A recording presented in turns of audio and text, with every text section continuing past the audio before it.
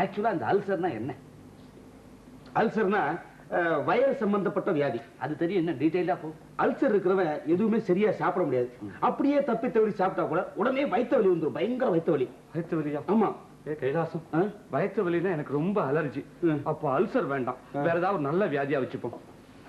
நல்ல வியாதி? நான் ரொம்ப கஷ்டப்பட்டு ஜெகநாதனுக்கு அல்சர்னா என்ன, அதுக்கு எப்படி இப்படி எல்லாம் ட்ரீட்மெண்ட் கொடுக்கணும் சொல்லி கொடுத்துருக்கேன். இப்ப திடீர்னு வியாதியை மாத்திரம் வச்சுக்கோ, உங்க அப்பா கிட்ட போய் தத்து பத்துன்னு உளறி வைக்கும். உங்க பையனுக்கு வந்திருக்கிறது டயபெட்டிஸ், காலையிலும் மாலையிலும் இதை வைத்து நன்றாக தடவுங்கள் அப்படின்னு ஏதாவது ஒரு ஆயின்மெண்ட் சஜஸ்ட் பண்ணும். அப்புறம் நம்ம மாட்டிப்போம். வேணாம் வேணாம் வேணாம் வேணாம். அது மட்டும் இல்ல, உங்க அப்பாவுக்கு நான் எழுதின லெட்டர்ல உனக்கு அல்சர்னு தாண்டா எழுதியிருக்கேன். ஓ, எனக்கு அல்சர் இருக்குதா? எங்க அப்பாவுக்கு லெட்டர் வேற எழுதி போஸ்ட் பண்ணியாச்சா? 4 நாள் ஆச்சு. அப்ப அல்சர் வச்சுட்டு அட்ஜஸ்ட் பண்ணிக்கலாம், வழியே கிடையாது. ஐயோ மணி ஆச்சு. இன்னும் ஜெகநாதன் அப்பா அம்மா வந்தாச்சுடா. இப்ப என்னடா பண்றது? டேய் டாக்டர் வரலையாடா, இப்ப என்னடா பண்றது? சமாளி சமாளி, போ போ போ போ போ, ஓடு ஓடு ஓடு.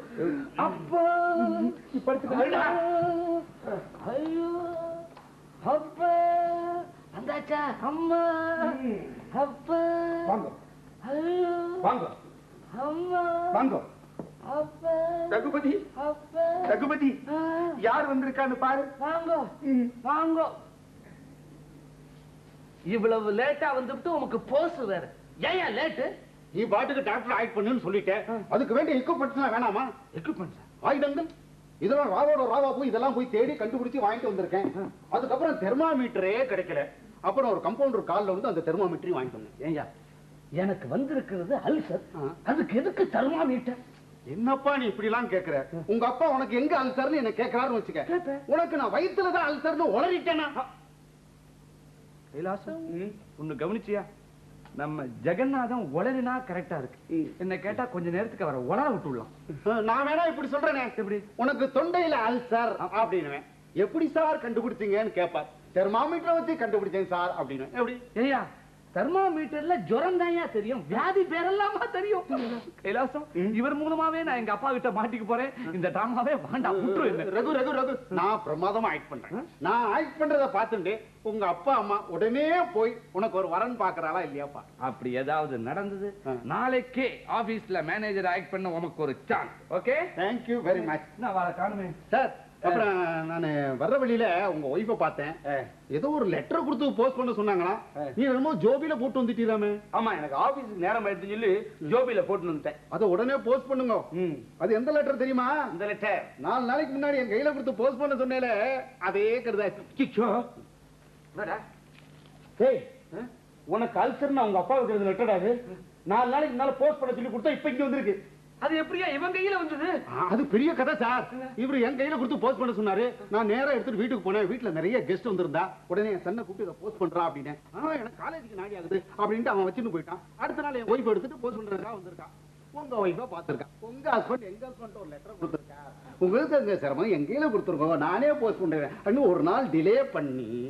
ஏய்யா, ஒரு லெட்டரை போஸ்ட் பண்ண உனக்கு துப்பு இல்லையா? இப்போ கூடவே போஸ்ட் பண்ணிடுறேன். சும்மா இருக்கியா? எங்க அப்பாவே இப்ப இங்க வர போறேன். ஐயோ, ரொம்ப சௌகரியமா போச்சே. ஸ்டாம்ப் முத்திரம் எடுத்துட்டு நான் கவர் அப்படியே அவர் கையில கொடுத்துறேன். ஐயோ, அதான் எங்க அப்பா இங்க வரேன்னு எனக்கு எழுதிருக்க லெட்டர்ல என்னுடைய அல்சரை பத்தி ஒண்ணுமே விசாரிக்கவே இல்லடா. ஐயோ, நீ போட்ட லெட்டர் போய் சேர்ந்திருந்தாலாவது எனக்கு அல்சர் இருக்கு தெரியும், அதை வச்சு சமாளிக்க. அதுவும் இல்ல, இப்ப என்னடா பண்றது? ஏன் சமாளிப்பா?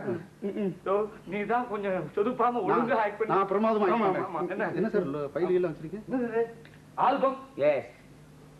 டேய், கல்யாணம் ஆகாத பொண்ணுடைய போட்டோ கொள்ளாத இருக்கு. உங்க அப்பா ஏதாவது லேசா கல்யாணத்தை கொடுத்து இப்படி கொடுத்து பேசணும் வச்சுக்கோ.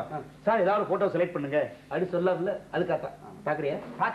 34 வயசு வரைக்கும் பொறுத்து இருந்தாச்சு. இதுக்கு மேலதான் இந்த ஆல்பத்தை பார்த்து இதுல நான் செலக்ட் பண்ண போறேன். நான் கொடுத்து அதுக்கு வெடுக்குன்னு ஏன் புடுங்குற? சும்மா ஒரு கிளான்ஸ் பார்த்து தரேன் பாரு. அப்புறம் என்னது? கைலாசம், இந்த பொண்ணு ரொம்ப அழகா இருக்காடா, அப்படியே மகாலட்சுமி மாதிரி. ஓங்கி இடிச்சேன்னா அது மகாலட்சுமி தாண்டா. 4 கை இருக்கு பாக்கல. ஆல்பத்துல முதல் படம் சுவாமி படம் இருக்கட்டும் ஒட்டிருக்கேன். அத போய் மகாலட்சுமி எல்லாம் கல்யாணம் பண்ண முடியாது. ஏன்னா மகாவிஷ்ணு ஒன்னும் டைவர்ஸே பண்ணல. வாய முடியும் சும்மா இருக்கியா? என்ன சார் நீ வேற? அப்பா அம்மா வந்தாச்சு.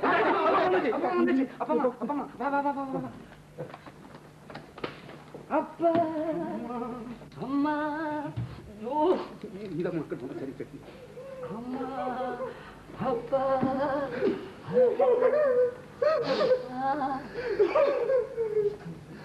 அழாதப்பா, அழாத. ஐயோ யார் நீ எதுக்காக இப்படி என்னப்பா சாரி யார் இவன் எதுக்காக இப்படி அழறான்? ரகுபதியோட ஃப்ரெண்டு கைலாசம். கடவுளே என்ன சாரி உனக்கு என்னடா ஆச்சு? ஏன் இப்படி திடீர்னு விட்டு விட்டு இன்ஸ்டால்மெண்ட்ல பேசுற? துக்கம் தோன்றி அடைக்கிறது. என்னடி இது மங்களம்? இந்த புள்ளியாண்டான் தான் ஏதோ நம்மள வாசல்ல பார்த்ததும் அழ ஆரம்பிச்சான்னா இந்த சாரிக்கு என்ன ஆச்சு? நம்மளோட டாக்ஸில வரும்போது நல்லா தானே இருந்தான். அதானே இப்ப திடீர்னு சோகமா மாறிட்டானே. ஒண்ணுமே புரியலையே. இந்த வீட்டுல என்னவோ நடக்குது. ஆமா ரகு எங்க அப்பா? ரகு அம்மா ஏண்டா ரகு அம்மா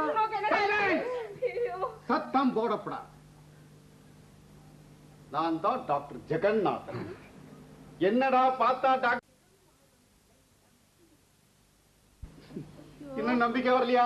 இந்த பாருங்க சார், அதனால தான் சார் இதெல்லாம் எடுத்துட்டு வந்திருக்கேன். ஐயோ எங்க அப்பாவுக்கு டாக்டர் தான் இதெல்லாம் எடுத்துட்டு வருவாருன்னு தெரியும். ஏப்பா யார் இந்த டாக்டர்? சுத்த கிராக்கா இருப்பான் போல இருக்கே. ஏண்டா நோக்கு என்னடா ஆச்சு? இருமா இருமா, எனக்கு என்ன ஆச்சுன்னு டாக்டரே சொல்லட்டும். ஏன்னா நாங்க ஒண்ணு சொல்லி அவர் ஒண்ணு சொல்லிட்டார், ரொம்ப அசிங்கமா போயிடும். அதனால அவர் என்னன்னு சொல்லிட்டாருன்னா அது எதுவா இருந்தாலும் அதை பேஸ் பண்ணி நாங்க ரெண்டு பேரும் ஃபர்தரா போயிடுவோம். டாக்டர் சரியனே, என் பையனுக்கு என்னன்னு சொல்லி தொலையேன். சத்தம் போடாதீங்க சார், பேஷண்ட்டுக்கு ஆகாது. இருங்க தெர்மாமீட்டரை பார்த்து சொல்லிடுறேன். உங்களோட பெரிய தொந்தரவா இருக்கு. வியாதிக்கார சொல்லு திறமையா? அதானே இந்த டாக்டர் வியாதி வேறையே சொல்லாம ஏன் புரியாத படிக்கிறான்? மருந்து தொலைச்சுட்டா என்ன இழவும்? இது சொல்லு சொல்லு சார் 104 டிகிரி 105. என்னது 104 டிகிரி ஜுரமா? ஐயோ என்ன நோக்கு என்னடா ஆச்சு? டாக்டர் சொல்லுவார். டாக்டர் அந்த தெர்மாமீட்டர் எப்படி கொண்டா? இதா நீங்க இத வாங்கி கீழே போட்டு உடைச்சிட்டேன்னு வச்சுக்கோ. சொந்தக்காரனுக்கு எவ்வளவு போதும் சொல்லுவான். நான் காசா வச்சுட்டு இருக்கேன். சொந்தக்கார்? அப்போ இது உன் சொந்த தெர்மாமீட்டர் இல்லையா? இல்லப்பா இல்லப்பா, சொந்தமா அவர் கலர் கலரா நிறைய தெர்மாமீட்டர் எல்லாம் வச்சிருக்காரு. அவர் மார்க்கெட்டுக்கு வந்திருக்கும் போது நம்ம கைலாசம் சட்டுன்னு ஐஸ்னு வந்துட்டான். அதனாலதான் ஒரு தெர்மாமீட்டர் கடன் வாங்கிட்டு வந்திருக்காரு. அப்படித்தானே? வெளியில வாங்க டாக்டர், நீ இன்னும் வியாதி பேரையே சொல்லல. நான் ஏற்கனவே டைகனைஸ் பண்ணிட்டேன் சார். ஏற்கனவே டைகனைஸ் பண்ணிட்டேன். சொல்ல. ஆனா இளவு பேர் தான் ஞாபகத்திலே வர மாட்டேங்கிறது. முருகா என்ன காப்பாத்துறா. ரகு, நான் உன்னை காப்பாத்துறேன். பயப்படவே பயப்படாது. இல்ல சார், கொஞ்சம் இப்படி வரல. ஒரு நிமிஷம். என்ன சார், ஒரு சின்ன உபகாரம். சொல்லு. உங்களுக்கு தெரிஞ்ச வியாதி பேரெல்லாம் வெரீசியா சொல்லிட்டே வாங்கோ. நான் நிறுத்திடுவேன். அதுதான் வியாதி. ரகு, இந்த டாக்டர் பிரயோஜனமே இல்லை. நீ முதல்ல டாக்டரை மாத்து. ஐயோ டாக்டருக்கே வியாதி பேர் தெரியலையே.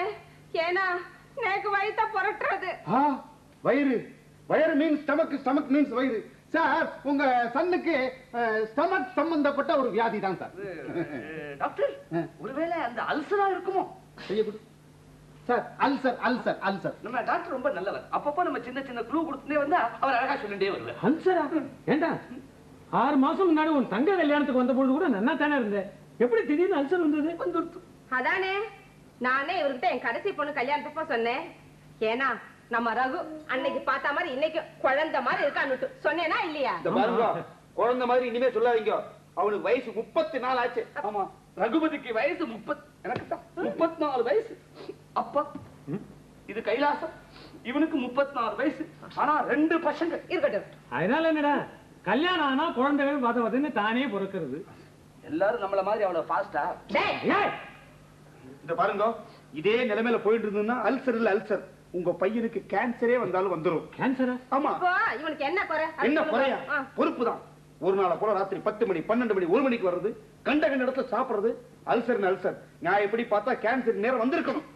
அதுக்குதான் வேளா வேலைக்கு நான் என்ன சமைச்சு போட சாரி இருக்கானே. ஏண்டாப்பா சாரி, இவனை ஒழுங்கா பாத்துக்க சொல்லிதான் உனக்கு சம்பளம் கொடுத்து வச்சிருக்கோம். இப்படி இவனை அல்சர்ல கொண்டு விட்டுருக்கே, ரொம்ப நன்னா இருக்குடா. நீ கவனிச்சிட்ட லட்சணம் அது இல்ல மாமி, என் சமையல் உங்க பையனுக்கு ஒத்துக்கல. ஏதோ நான் சுமாரா தான் சமைக்கிறேன். ஹோட்டல் சாப்பாடோட பெட்டர் தான் இருக்கும். என்ன இருந்தாலும் நான் ஆம்பளை தானே, என் சமையல் சுமாரா தான் இருக்கும். ஆம்பளைக்கு சமைக்க தெரியாது? எவன் சொன்னான்? ஊர்ல ஒரு கல்யாணம் காத்தினா சமைக்கிறது பூரா ஆம்பளை தானே. அது இல்ல சார், என்ன இருந்தாலும் வீட்டு சாப்பாடு பொம்பளை சமைச்சா தான் ருசி. ஓஹோ, நீ அப்படி வரியா? அப்படின்னா ஒரு சமயக்காரியா பார்க்க வேண்டியதுதான். என்ன பாடி, நான் போய் ஒரு சமயக்காரிய கல்யாணம் பண்ணிட்டா நம்ம குடும்ப கௌரவம் என்ன ஆகுது? மடையா மடையா, உன்னை யாரா கல்யாணம் பண்ணிக்க சொன்னா? பின்ன ஒரு சமயக்காரியை வச்சுக்கடா.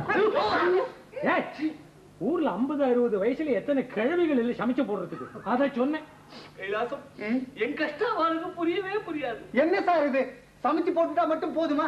வேலை வேலைக்கு இவர் எழுப்பி ஆபீஸுக்கு அனுப்பி அப்படியே திரும்பி வரச்ச சாயங்காலம் சிரிச்ச முகத்தோட வரவேற்று அட எங்கேயாவது சினிமா பீச்சுன்னு கூட்டிட்டு போனா அப்படியே போயிட்டு வர. அப்படி அழகான ஒருத்தி. அந்த மாதிரி ஒரு சமயக்காரி கிடைக்கிறது ரொம்ப கஷ்டம். என்ன விளையாடுறியா? நீங்க பேசாம இருங்கண்ணா. ஏன் டாக்டர் இவளுக்கு வேலை வேலைக்கு மருந்து கொடுத்துட்டு இருக்கேள? நான் வேலை வேலைக்கு மாத்திரை மருந்து ஊசி இதெல்லாம் கரெக்டா கொடுக்குறேமா. ஆனா இப்ப வியாதிக்கு மருந்து உங்க கையில தான் இருக்கு. காத்தியாடி மங்கலம், நாம எவ்வளவு ஆசையா மெட்ராஸுக்கு வந்தோம். இந்த பிரம்மஹத்தி இப்படி அல்சரை வர வச்சு நிக்கிறது. ஏனா நீங்க அவகிட்ட என்னைக்கு வரேன்னு சொல்லியிருந்தே? வர்ற ஞாயிற்றுக்கிழமை, அதாவது நாளைக்கு அவ எல்லா ஏற்பாடும் பண்ணி வச்சிருக்க போற. இந்த சமயத்துல போய் இவனுக்கு உடம்புக்கு சரியில்லை அப்படின்னு சொன்னா நம்புவாள? என்ன பண்றது? இந்த பையன் கொடுத்து வச்சது அவ்வளவுதான். என்னப்பா சொல்றீ? இப்ப இவன் இருக்கிற நிலைமைய பார்த்தா எழுந்து கூட நடக்க முடியாது போல இருக்கு. உட்காந்துக்கோ. இந்த பாருங்க, இவனுக்கு உடம்பு குணமாகட்டும், அப்புறம் பாத்துக்கலாம். நீங்க நேரா வாத்துக்கு போய் இன்னைக்கு வரலையேன்னு சொல்லிட்டு வந்துருங்க. அம்மா அம்மா நீ என்ன சொல்ற? பின்ன என்னடா, இத்தனை நாள் நீ கல்லாட்டமா இருந்த, இப்ப நோக்கு கல்யாணம்னு ஒண்ணு வரச்ச இப்படி அல்சரா வர வச்சுட்டு நிக்கிறியே, என்ன பண்ண சொல்ற சொல்லு? கல்யாணமா? எனக்கா? உனக்கு தான்டா. உனக்காத்தான் ஒரு பொண்ணு பார்த்து வச்சுட்டு வந்திருந்தேன். என் கிளாஸ்மேட் விஸ்வநாதனுடைய ஒரே டாக்டர் ஜானகின்னு பேர். பொண்ணு எப்படி இருப்பா தெரியுமா? எப்படி? பறக்க தெரியாது, கொத்த தெரியாது தவிர மத்தபடி கிளின்னா கிளிதான் போயேன். அதான் இல்லே நாயிட்டு இப்ப அத பத்தியே பேசிட்டு இருக்கேன். இவனுக்கு உடம்பு குணமாகட்டும், அப்புறம் பாத்துக்கலாம். டேய் ரகு, நாங்க நாளைக்கே ஊருக்கு புறப்படுறோம். நோக்கு உடம்பு குணமாயிட்டோன்னு நேக்கு லெட்டர் போடு. உன் கல்யாண விஷயமா அலையணும், தெரியாதா? இத பாருங்க, அந்த அல்சர் ஒண்ணும் ரொம்ப பெரிய வியாதி இல்ல. அது காலையில வரும், சாயந்தரம் போயிடும் இல்லையா? ஆமா. நீங்க ஞாயிற்றுக்கிழமை பொண்ணு பார்க்க வேண்டாம். இன்னைக்கு நல்ல நாள் தான், இன்னைக்கே போய் பார்க்கலாம். எங்க போற எங்க போற? நீ என்னமோ சர்வசாதாரணமா சொல்லிட்டு இந்த டாக்டர் என்னமோ கிரானிக் அல்சர் அப்படி இப்படி அமக்கலம் பண்றான். யாரு? நம்ம டாக்டரா? சொல்ல மாட்டேன். சொல்றாங்க. சொல்ல மாட்டேன். டாக்டர் எனக்கு என்ன அல்சரா? நான் இப்ப நேரா போய் பொண்ண பார்க்க கூடாது? ஓ, பேஷா போய் பொண்ணு பார்க்கலாமே. நான் கூட ஏதோ ஞாபகம் வருதியா அல்சர்னு சொல்லிட்டேன். அதுக்கு பார்க்க போனா அல்சரே இல்ல. வேற என்ன? நீங்க இப்படி எல்லாம் குழப்பாதீங்க. இருந்தா அல்சர், இல்லைன்னா ஒண்ணுமே இல்ல. Is completely all right. எதுக்கும் ஒரு 5-6 மாசம் போட்டும். இந்த பாரு மங்கலம், நீ வேணா இங்கேயே இருந்து இவனுக்கு சமையல் பண்ணி போட்டு. சரி, நான் ஊருக்கு போறேன். நீ என்ன பத்தி ஒண்ணு கவலைப்படாத. நான் ஒரு 5-6 மாசத்துக்கு ஒரு சமையல்காரி வச்சுக்கிறேன். சமையலுக்குடா. நீ வந்ததுல இருந்து சரியாவே இல்ல. எனக்கு அல்சர் இல்ல, ஒண்ணும் இல்லப்பா. ஒண்ணுமே வேலை. கொஞ்ச நேரம் முன்னாடி அல்சர் அது இதுன்னு அமக்கலப்படுத்தினா ஒண்ணுமே இல்லைங்கிற. நீ வந்த உடனே அந்த பறக்கிற கொத்தர விஷயத்தை பத்தி சொல்லியிருந்தா அல்சரே வந்திருக்காது. சார், இது நான் நடந்த உண்மையெல்லாம் சொல்லிடுறேன் சார். உண்மையா? ஆமா. இவனுக்கு அல்சரும் இல்ல, ஒண்ணும் இல்ல. Is perfectly all right. அவனுக்கு பக்கத்துல நிக்கிறதும் உண்மையான டாக்டர் இல்ல. வயசு 34 ஆச்சு. கல்யாணத்துக்கு எந்த விதமான ஆக்ஷன் எடுக்கலங்கிறதுக்காக ஒரு சின்ன டிராமா செட்டப் பண்ணோம், அவ்வளவுதான். டிராமா? எஸ். ஏண்டாப்பா, அழகான ஒரு டிராமா செட்டப் பண்ணீங்க. அதுல டாக்டரா நடிக்கிறதுக்கு ஒரு நல்ல ஆள் கிடைக்கலையா? நானா கிடைச்சேன்? அவரை பத்தி அப்படி எல்லாம் பேசாதீங்க. அவர் யாரு தெரியுமா? யாரு? எங்க கம்பெனி மேனேஜர் ஜெகநாதன். மேனேஜர்? இவரா? ஏய், உனக்கு கொஞ்சமாவது அறிவு இருக்கா? இவங்க 2 பேரும் உங்ககிட்ட வேலை பார்க்கிற குமாஸ்தர். அவங்க கூப்பிட்டான்னு இப்படி திண்ணுன்னு வந்து நிக்கிறியே, அப்புறம் ஆபீஸ்ல உனக்கு என்ன மதிப்பு இருக்கும்? இப்ப மாத்திரம் என்ன மதிப்பு வாழ்றது? அதேதான் அங்கேயும். அப்படி எல்லாம் சொல்லாதீங்கப்பா, ரொம்ப நல்லவர். நாங்க நில்லுங்க நிப்ப, உட்காருங்க உட்காருவேன். இப்ப நிக்கணுமா உட்காரணுமா? என்ன பக்தி, என்ன ஒரு பயம்னு கவனிச்சீங்களா? உங்க 2 பேரையும் கண்டு ஏன் இப்படி பயப்படுற? வேற ஒண்ணும் இல்ல. எங்க ஆபீஸ்ல இந்த போல்ட் நட்டு மேனுஃபேக்சர் பண்றோம். இந்த போல்ட் சும்மா இருங்க. இந்த விஷயம் எங்க அப்பாவுக்கு தெரியறதுனால அதை வச்சு அவர் ஒன்னும் பிளாக்மெயில் பண்ண மாட்டார். இந்த போல்ட் நட்டு மார்க்கெட்ல சரியாவே விலை போகல. விலை போகாது அவருக்கும் தெரியணுமா? நேரா வாத்துக்கு போய் கல்யாணத்தை பத்தி பேசி முடிப்போம். ஜெகநாதன் சொல்லவே இல்லையே, வீட்டுல வெங்காய சாம்பார்னு நல்ல வாசனை.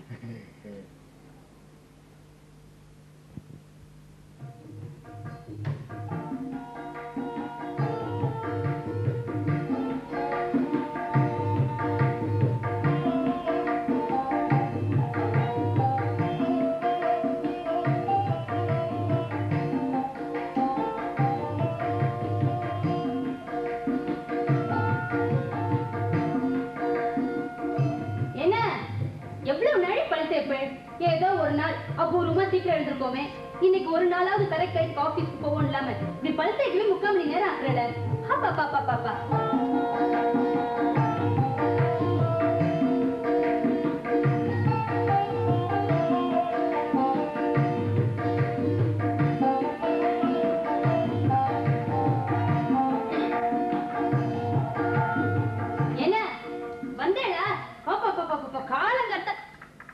அட கர்மமே, இங்க வந்து படுத்துட்டு இருக்கல.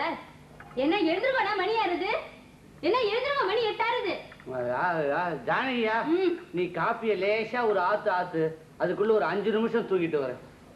இவ்வளவு தெளிவா பேசுறேன், அப்புறம் என்ன தூக்கம்? எழுந்திருக்க வேண்டியதுதானே? என்ன எழுந்துருவானா? மணி 8 ஆறுது. வெடிகாத்தால 8 மணிக்கு ஏண்டி என் பிராணனை வாங்குற? சாரியா இருந்தா என்ன 9 மணிக்கு முன்னாடி எழுப்ப மாட்டார். சாரி சாரி சாரி, எதுக்கு எடுத்தாலும் சாரி. பேசாம இந்த சாரியா கல்யாணம் பண்ணிக்கிறதானே? அது எப்படி முடியும்? சாரிக்கு தான் ஏற்கனவே கல்யாணம் ஆயிடுச்சு. என்ன நீங்க எப்படி இப்படி 8 மணி வரைக்கும் தூங்குற? நீங்க 5 மணி ஆனா டான் முழிப்பு வருது. 5 மணி ஆனா அப்படித்தான் ஒரு முழிப்பு வரும். நம்ம உடனே அவசரப்பட்டு எழுந்துடப்படாது. தலைக்கு வச்சிருந்த தலையானையை தூக்கி காலுக்கும், காலுக்கு வச்சிருந்த தலையானையை தூக்கி தலைக்கு வச்சுன்னு படுத்துட்டே வச்சுக்கோ, நல்ல தூக்கம் வரும். நாளையில ட்ரை பண்ண. இது பாருங்க, நீங்க பேச்சுலரா இருக்கச்சு எப்படி வேணாலும் இருந்திருக்கலாம். இப்ப நம்ம கல்யாணம் ஆகி 1 மாசம் ஆறுது. இனிமேல் பொறுப்பா நடந்துக்கணும்னா. நமக்கு கல்யாணம் ஆகி 1 மாசம் ஆறுது. ஒரு நிமிஷம் மாதிரி ஓடி போயிடுச்சு ஜானகி. ஏன் ஓடாது? இப்படி தூங்கிட்டே இருந்தா எப்படி நான் இப்படி தூங்குறேன்? இது மாதிரி இப்படி படுத்துனா இது மாதிரி இப்படி. ஐயோ, அது எப்படி 8 மணி வரைக்கும் தூங்குறேன்? ஐயோ, நான் ஏன் இப்படி 8 மணி வரைக்கும் தூங்குறேன் தெரியுமா? எனக்கு ஆபீஸ்ல ஹெவி ஒர்க், அதான் டயர்ட் ஆயிடுறேன். எங்க மேனேஜர் இருக்காரே, அவர் ஒரு பயங்கரமான முரடை. அவருக்கு பயந்துட்டே நேத்துக்கு 20-30 ஃபைல கிளியர் பண்ணிருக்கேன். கிட்டத்தட்ட 40 லெட்டரை நான் ஒத்தனே டைப் படிச்சிருக்கேன். இப்ப இந்த வரல கொண்டு வெறுமன பேப்பர்ல வச்சாலே எழுத்து விடுறது. கைலாசம் உங்களோட தானே வேலை செய்யற? ஆமா. அவர் மட்டும் எப்படி 9 மணிக்கு டான் வர? அவர் சீக்கிரம் எழுந்துருவார். அதான் ஏன் தெரியுமா? நான் சொல்லுவேன், ஆனா நீ மனசுக்குள்ள ரகசியமா வச்சுக்கணும். சரி. இது போய் இந்த கைலாசத்துக்கிட்ட எல்லாம் சொல்லப்படாது. சரி. இந்த கைலாஸ்